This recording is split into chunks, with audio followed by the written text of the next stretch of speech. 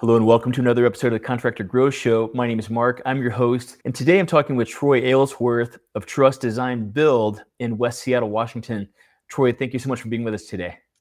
Hey, Mark, thanks for having me. I appreciate it. Yes, we got a few minutes to talk here before the show. And man, I just really love, the story of kind of your growth path, what you've done to kind of build a business, but even where you came from kind of maybe even 20 years back, how you kind of moved into all of this. Maybe you could just tell us a little bit about the history of the business, how things have kind of evolved and where you guys are at today. Yeah, thanks for asking. It's an interesting story. I don't come from the construction world. I actually grew up, half of my career was in corporate sales. And I'd always been fascinated by people who could build houses. I don't know why, but I was always just, how could someone know how to build something like that? And I got into real estate investing with the money I was making in corporate, and started doing some of these remodels and significant rehabs on my own to increase the value of my properties so that we could move the properties that we bought up to market level rents. The corporate world shattered, at least where I was, in data and internet sales in 2008.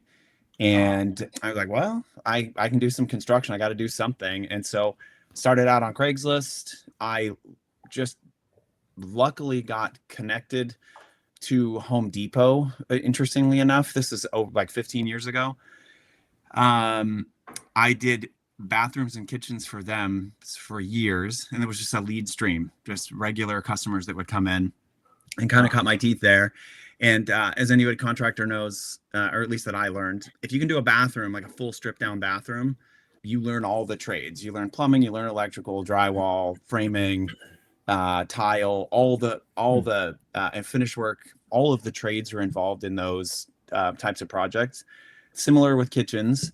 And then I just kind of, I saw how they were marking me up. And I thought if I could meet in the middle somewhere, I could still make a pretty good amount of money if I could get a lead source that was similar. So I got on a couple of other places like HomeAdvisor and eventually Thumbtack. And then I grew into larger projects. Over COVID, a lot of people were doing basement remodels because they needed space to work at home. So I did a lot of full basement build outs where we'd add bathrooms and add kitchens and place for a workspace, living rooms, et cetera, because people were home more.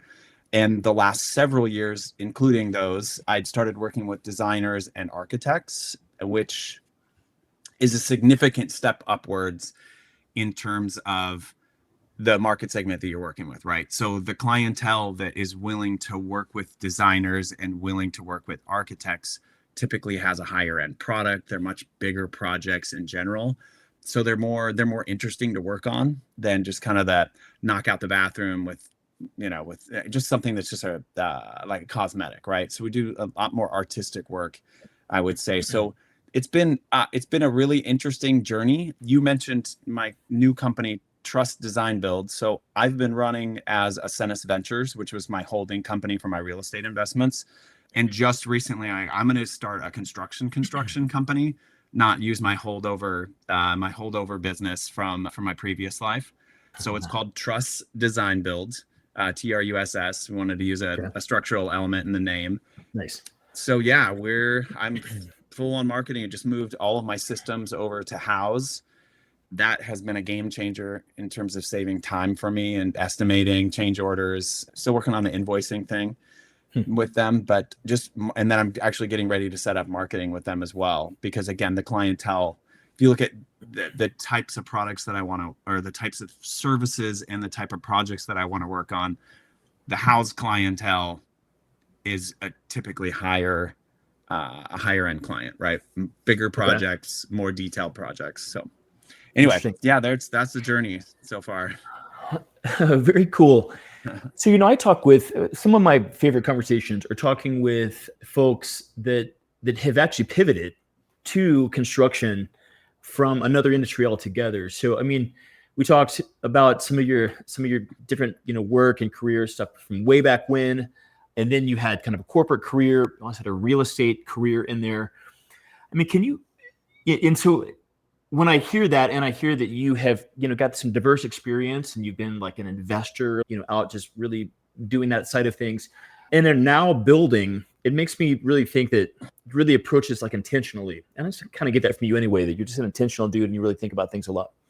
Thank you. Yeah. So, I mean, would you be willing to just walk me through why does this business model work for you? You've been doing this for a while now, but it's sort of the numbers and the metrics and stuff. You're inevitably comparing this, construction career to sort of, I don't know, corporate as well as investing and stuff. How did you decide that, this is actually a good career for me and I think I can do really well with this and it's going to support my goals?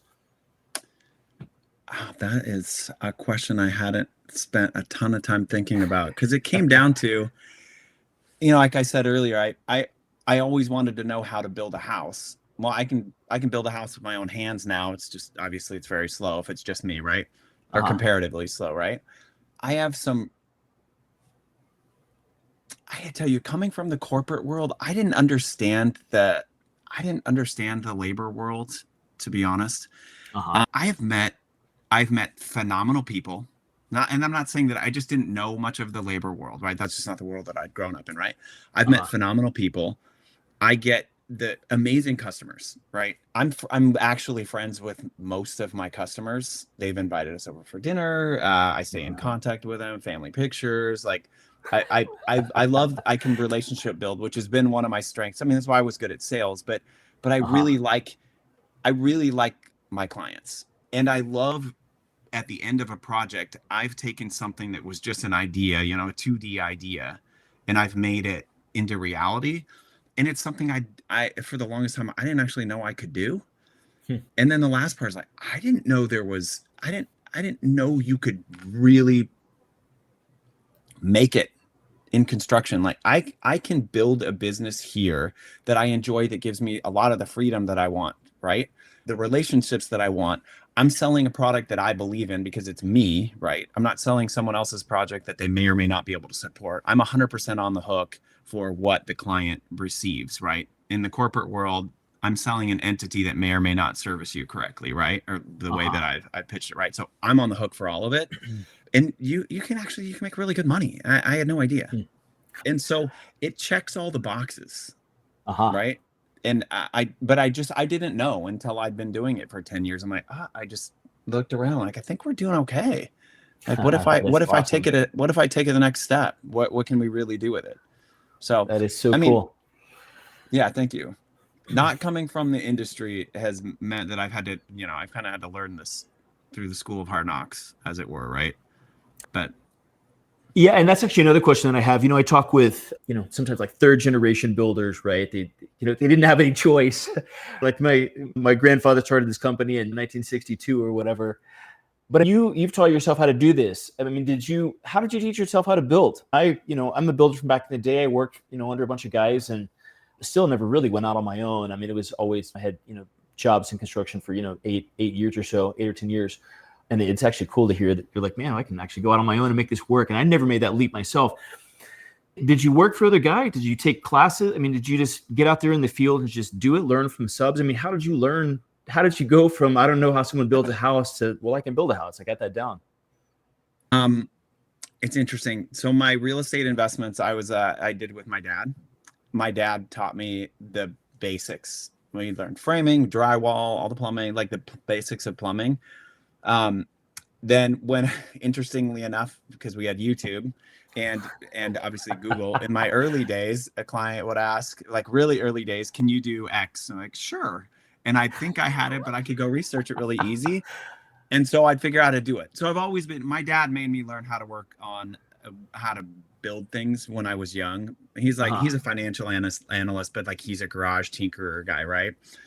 He made me, my first 5 cars, I think I rebuilt them, right? So he's like, if you're gonna own a car, you're gonna know how to work on it. So I knew how to work on things. So conceptually I could pick stuff up, and I've always been really good with my hands. So it wasn't that hard. If you do that incrementally over years, it's pretty easy. So I would buy code books, and I'd be studying code books at night, and I wanted to make sure we did it right. And then in a low spot, I had the opportunity to work with a friend of mine who's been a friend of mine since we were in junior high. He's got a company out here east of us. That guy's probably been swinging a hammer since he was born. I worked with him and his buddy, and they're phenomenal at everything. And I did mostly trim work with them on a really big house that they lifted, and they put a story under it and everything. So I learned how to do really good finish work with those guys.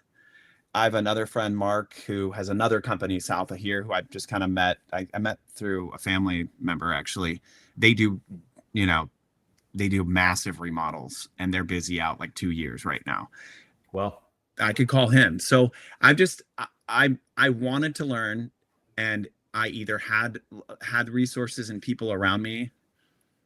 They were also willing to help me find subs for soft spots I had in my business, and were either or let me work with them when I had a dead spot, or I just I'll just go figure it out. Like that's how I've almost done everything, is I just go figure it out. So that's amazing. That is amazing. It's pretty cool. And one of the things, Troy, is, I mean, interesting part of your story that is kind of unique. I talked to a lot of builders that they grew the business kind of completely by word of mouth and referrals. And you've inevitably gotten a lot of word of mouth and referrals, but I mean, something that's unique about your business that honestly is actually rare is that you have gone out to the marketplace, whether it's Craigslist, House, HomeAdvisor, these other places, and actually like sort of actively marketed the business, whether it just be buying leads or whatever. I mean, how has that journey been? And have you built a significant amount of the business from these like Craigslist, House, these types of places, or is it still mostly word of mouth? I mean, what's the experience been of kind of having leads come in from HomeAdvisor and doing the kind of, having to be a good salesman and follow up and that kind of thing, because you don't have that sort of, for better or worse, because it's not always for better, sort of tailwind of just a big old stream of referrals coming in, but you're actually going out and growing it like actively by paying to get customers, which is ultimately the way to scale the business. What's it been like to head down that road, growing it that way? Couple things. After I moved away from Home Depot, those were a lot of return clients. So I have a lot of return clients over the years, right? But as you know, there's only so many projects in a house for a client if they stay in it for, let's say till their kids graduate or, 10 years after, right? So a couple bathrooms, maybe a kitchen, maybe a basement, something like that. But fair amount of return business, referrals, the marketing, and I haven't started marketing on House yet because I need to finish up some of my details, right, with the new company. My experience with Thumbtack and HomeAdvisor, Craigslist was okay. And so it's almost like those products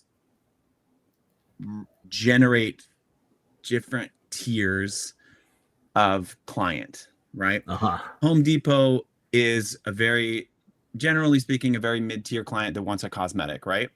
And doesn't want to spend a lot of money, but wants a nice product, decent finish. Craigslist is a lot of really small stuff, and I only used that for a little while. So that was my early days, just to kind of throw a line in the water. HomeAdvisor and Thumbtack seemed to be a step up, but what I noticed over time is as those companies aged and grew, the lead quality would decrease.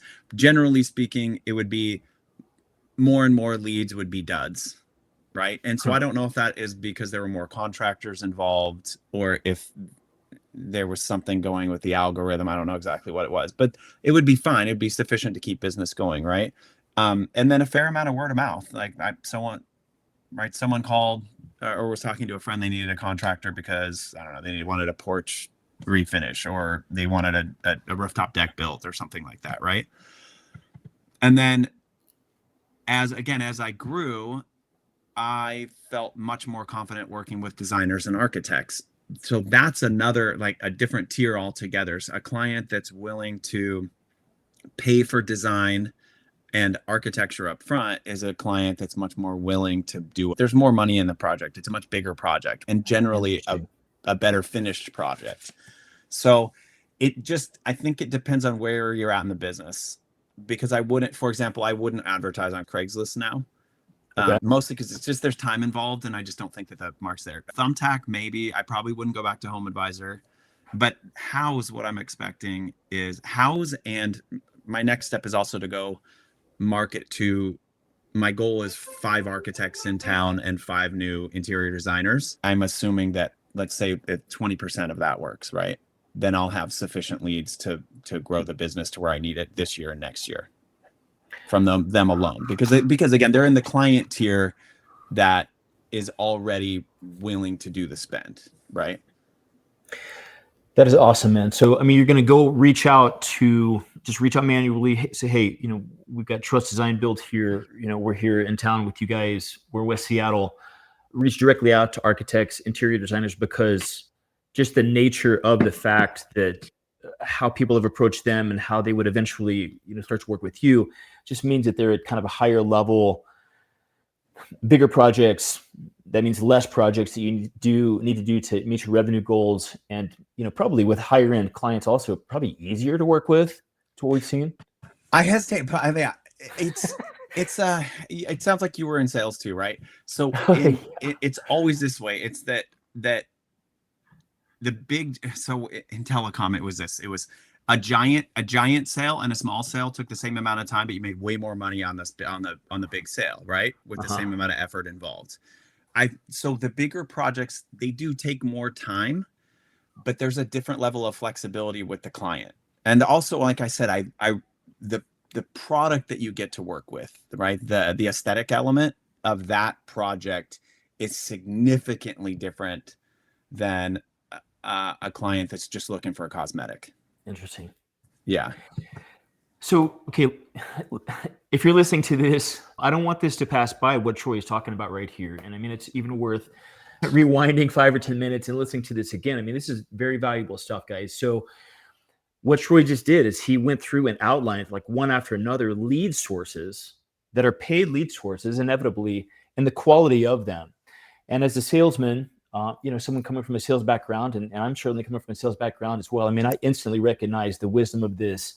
And we don't get to talk about this a whole lot on this show, because a lot of times it's, well, I just grew everything by referrals. We don't even know anything about marketing. We don't care about whatever. Scaling a company happens by going out and selling to strangers. Okay, that's how it happens, because referrals can only be scaled so much. You can't go back to your kind of referral base. You can't go back to previous customers every week and say, hey, would you refer me on to someone?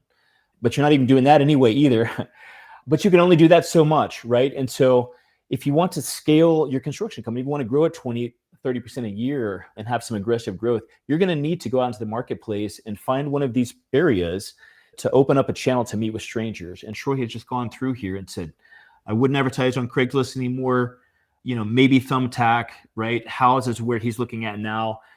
And also, interestingly, to reach out directly with folks that are in basically related, high-level industries like architects and interior designers that you are not competing with, that you can kind of dovetail a relationship with. And that can be absolutely huge. Go talk with 5 architects, 5 interior designers. If you end up working with one and they refer, $2 million projects to you per year, I mean, that could be $2-4 million of top line revenue. And I mean, that could be all of the growth you could ever possibly want. Even if you don't take on all of those clients, if you get 4 opportunities to build $1 million house and you choose the one that is going to shoot your goals the best, whether it be close by or, works well for revenue, that it's just an awesome place to be. Amazing. Well, so Troy, I mean, what does the future look like for you guys? I mean, you've built a business up to this place now. I mean, we talked about a little bit, you're still kind of in growth mode. Are you looking at growing 10, 20% a year, or are you guys kind of in a really nice stable place and great with where you're at? Well, no, definitely in growth mode. That's part of I think earlier we mentioned the rebrand. Part of that is, if anybody understands like personal psychology, right? It's like self-signaling to me, like I'm ready to move into the next phase. I'm not going to use a holdover company name. I'm building a construction company, a design build company, right?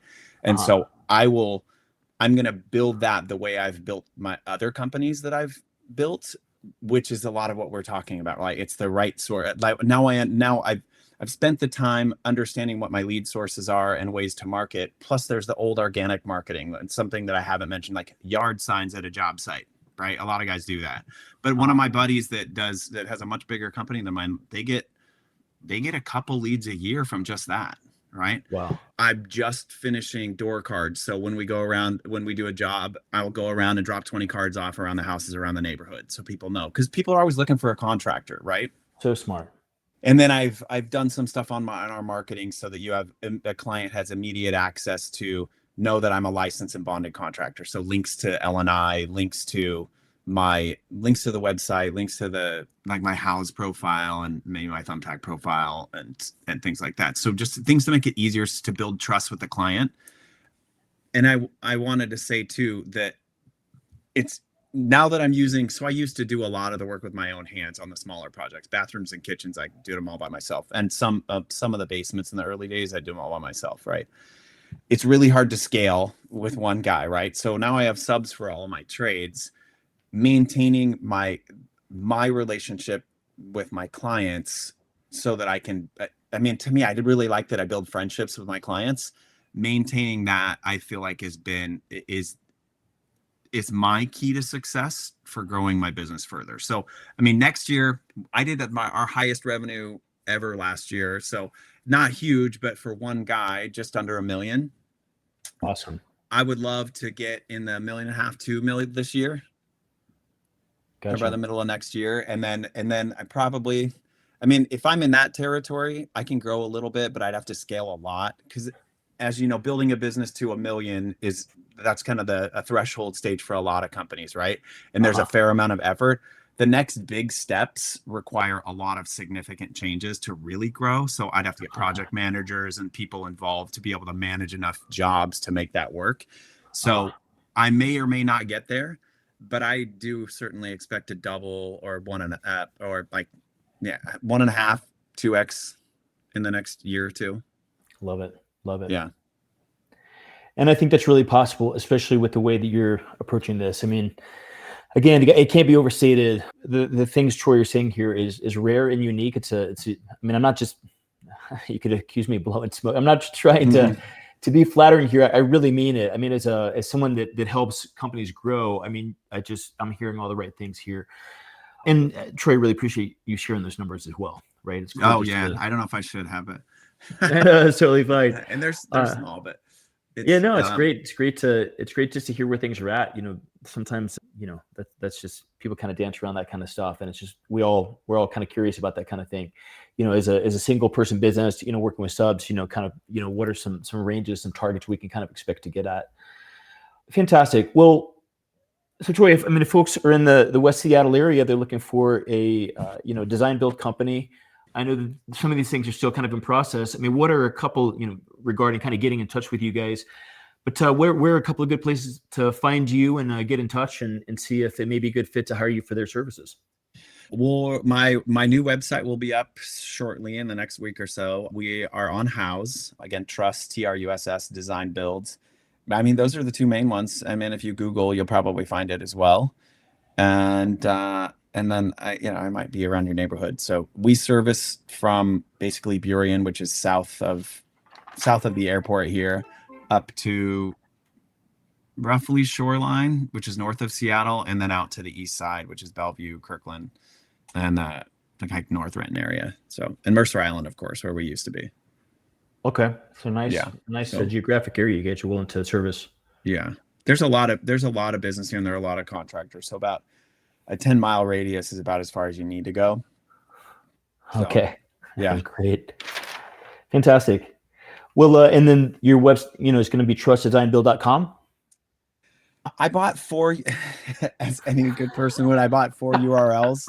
So I'm not sure. Yeah, it's there. I've got Truss Design Build, Truss Custom Homes, both .net and .com. So I got to figure out which one I'm going to use. It's probably going to be Truss Custom Homes. But, okay. Yeah. So then you get and the goal there is Truss Design Build says one thing, Truss Custom Homes indicates another thing. And so I kind of want to have both of those lines in the water when people see our marketing info. If that makes sense. Yeah. Love it. So maybe the best way just to Google Truss Design Build or Truss TRUSS Custom Homes and people will be able to find you there.